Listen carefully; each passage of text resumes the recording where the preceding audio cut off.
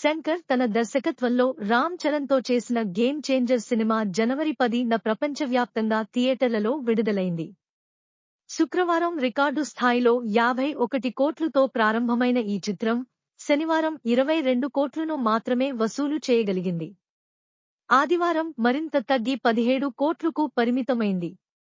అందుకుగాను ఈ చిత్రం దేశీయంగా మొత్తం 90 కోట్లు నికర కలెక్షన్లను సాధించింది. ఈ తక్కువ కలెక్షన్లకు ప్రధాన కారణం ప్రేక్షకుల నుంచి వచ్చిన మిశ్రమ సమీక్షలతో పాటు 2025 సంక్రాంతి సందర్భంగా నందమూరి బాలకృష్ణ నటించిన డాకు మహారాజ్ విడుదల కావడమే. అయితే దిల్ రాజు నిర్మించిన రామ్ చరణ్, కియారా అద్వానీ ప్రధాన పాత్రల్లో నటించిన ఈ చిత్రానికి ఇంకా గట్టి ఆశలు ఉన్నాయి. దీర్ఘ సెలవుల వారం కావడంతో వసూళ్లు తిరిగి పెరిగే అవకాశం ఉంది.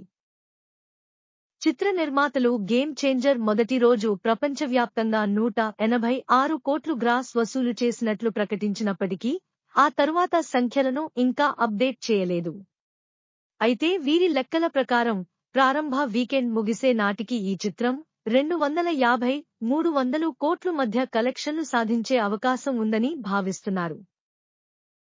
తమిళం మరియు హిందీ వెర్షన్లు స్థిరంగా కలెక్షన్లు సాధించినప్పటికీ తెలుగు వెర్షన్ కలెక్షన్లలో గణనీయమైన తగ్గుదల కనిపించింది. శనివారం తెలుగు వెర్షన్ 32 ఆక్యుపెన్సీ నమోదు చేస్తే ఆదివారం 29 ఆక్యుపెన్సీతోనే సరిపెట్టుకుంది. హిందీ వెర్షన్ ఆదివారం 8 కోట్లు వసూలు చేయడం గమనార్హం. ఇది శుక్రవారం 8 కోట్లు మరియు శనివారం 8 కోట్లు కంటే ఎక్కువ. తెలుగు వెర్షన్ మొదటి రోజు 42 కోట్లు వసూలు చేయగా తరువాత 2 రోజుల్లో కేవలం 21 కోట్లు మాత్రమే వసూలు చేయగలిగింది. ఇది ఈ చిత్రానికి వచ్చిన మిశ్రమ ఫలితాలకు ప్రధాన కారణం.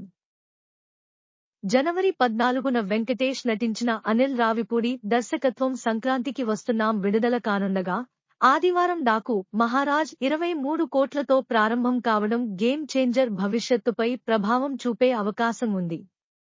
సంక్రాంతి వీకెండ్ ముగిసే నాటికి గేమ్ చేంజర్ ఎలాంటి పరిస్థితిని ఎదుర్కొంటుందో చూడాలి. ఈ చిత్రం తిరిగి గాడిలో పడుతుందా లేదా అదే విధంగా కొనసాగుతుందా అనేది ఆసక్తికరంగా మారింది. మరిన్ని వీడియోల కోసం దయచేసి నా ఛానల్ను లైక్ చేయండి మరియు సబ్స్క్రైబ్ చేయండి.